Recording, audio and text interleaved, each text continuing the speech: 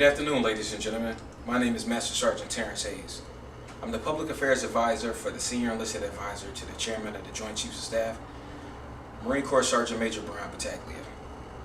I appreciate you being here today for me to share valuable information about a senior enlisted leader who works on your behalf at the most senior level, Marine Corps Sergeant Major Brian Battaglia, our second SEAC. The 18th Chairman of the Joint Chiefs of Staff, Army General Martin Dempsey, appointed Sergeant Major Battaglia as the second SEAC on September 30th, 2011. This was General Dempsey's first official act as our 18th Chairman. From 2008 to late 2011, the SEAC position was vacant under then Chairman Mike Mullen. To this date, there is no true answer to why the position went vacant, but General Dempsey understood the importance of having a good senior enlisted leader by his side throughout his Army career, thus reinvigorating the SEAC position. Sergeant Major Battaglia is the second senior NCO to hold such an esteemed position as SEAC. Army Command Sergeant Major William Gainey was the first to hold the position in 2005, when then Chairman of the Joint Chiefs of Staff, Marine Corps General Peter Pace, appointed him. The SEAC serves as our highest ranked enlisted service member in our armed forces. The position is now being staffed through Congress to ensure its longevity and permanence.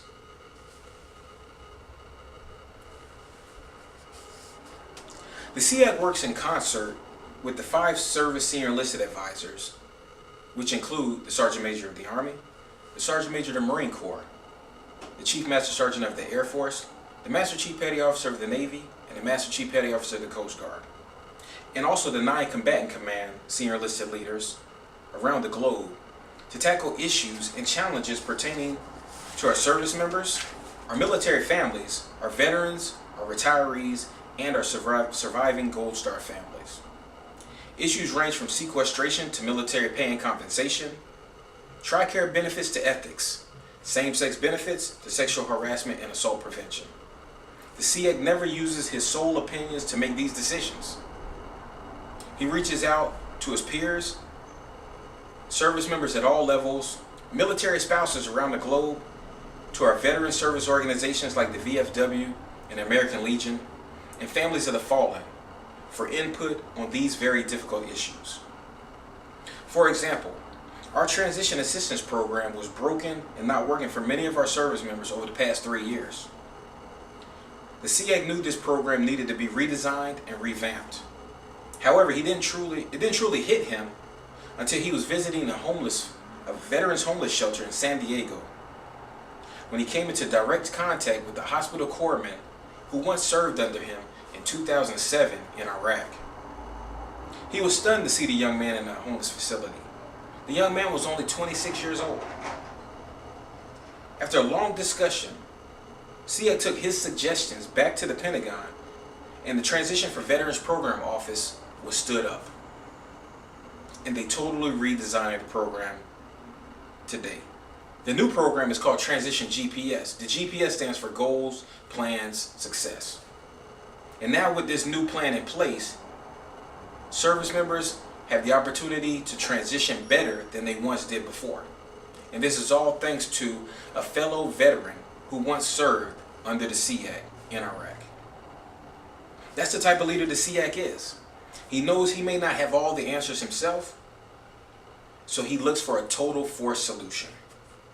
The SEAC also serves as an advocate for all enlisted service members and our families. Right now, 2 of the prime challenges he is dealing with is pay and compensation and suicides within the force. Congress continues to cut our budget, which not only eats away at our readiness, but at the very morale of our military families. He, along with the 5 service senior enlisted advisors and the chairman, stand united to protect all of our pay and our military retirement entitlements. Unfortunately, he must vote against issues that service members at times deem as necessary, but he has to protect the whole and not just a few. An example of that is when the issue of transition assistance came about, and the service chiefs had to decide whether it was advantageous to keep transition assistance or do without it because of sequestration. Well, the SEAC voted in favor of not protecting transition assistance because transition assistance is not an entitlement, it's a benefit. Entitlements are things like BAH, BAS, your basic pay. We needed to ensure that those entitlements were protected. Vice, things like vice like things like your education benefits. Several service members around the force were upset at this. But once he explained to them the difference between an entitlement and a benefit, they stood up and thanked him for protecting what was rightfully theirs. Another issue that he deals with and can't seem to crack the code on is suicide. We have lost more service members in the past 3 years to suicide in the war on terror. He works with other DoD officials and even outside entities to come up with ways and possible solutions to deal with this heartfelt issue, because it hurts to lose one service member to suicide. The SEAC is heavily involved and engaged when it comes to the welfare of all of our troops. The SEAC also meets with its counterparts in other partner nations. Each time the chairman meets with the chief of defense from various countries, the SEAC does the same thing if those countries have a counterpart, such as him.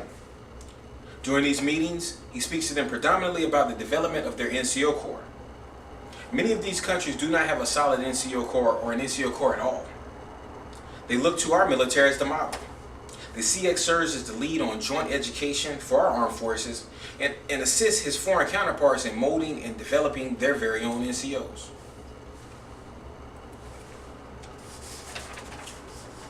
The SEAC spends a great deal of time educating America about the great things its servicemen and women do abroad, but also in the very communities and neighborhoods that they reside in. He works with organizations such as the NBA, USA Basketball, NASCAR, and other sports leagues to partner in community projects around the country, helping our veterans and actively serving men and women. The chairman of SEAC have dubbed a commitment to service initiative going within our sports world that they are doing a full court press on. They have spoken to the commissioners of the NBA, the NFL, and Major League Baseball to try to garner support from the leagues to work together to serve as role models for today's youth and help hire our veterans as they transition from military service, which will only make their businesses much more lucrative.